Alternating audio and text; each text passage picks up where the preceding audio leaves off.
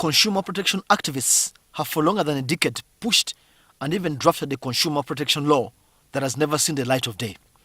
Yet a lifeline for such a law came in the Regional Integration Implementation Project based on the ESC and COMESA frameworks. But the passing of this law and the competition law will have to wade through government bureaucracy first. We started with the policy which we drafted and it was passed by cabinet. We moved on and came up with a bill. First, before the bill, we had to come up with principles which we took to cabinet and they were also adopted.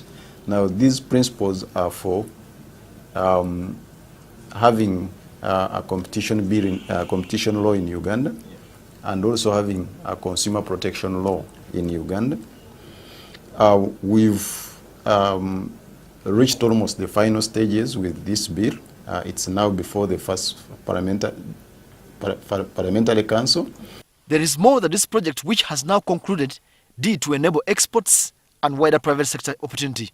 Most of the time, as government, we negotiate, we come up with preferential schemes, an environment that should be conducive for the private sector to be able to export.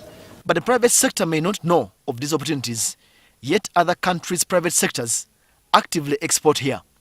A case in point in which Uganda is missing is the airspace liberalization. You have, at the moment, when the airline, say Kenya Airways, comes from Kenya to Uganda, they can only go back if they pick passengers from Uganda. They can only go back to Kenya. First take the passengers to Kenya. They cannot take from Uganda to South Sudan or to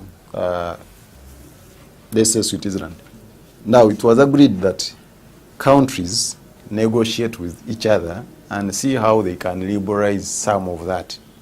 And Uganda opened up for Rwanda and Ethiopian Airlines, but with Uganda inversely not having any benefits because it has no airline. Samuel Setumba, NTV Business.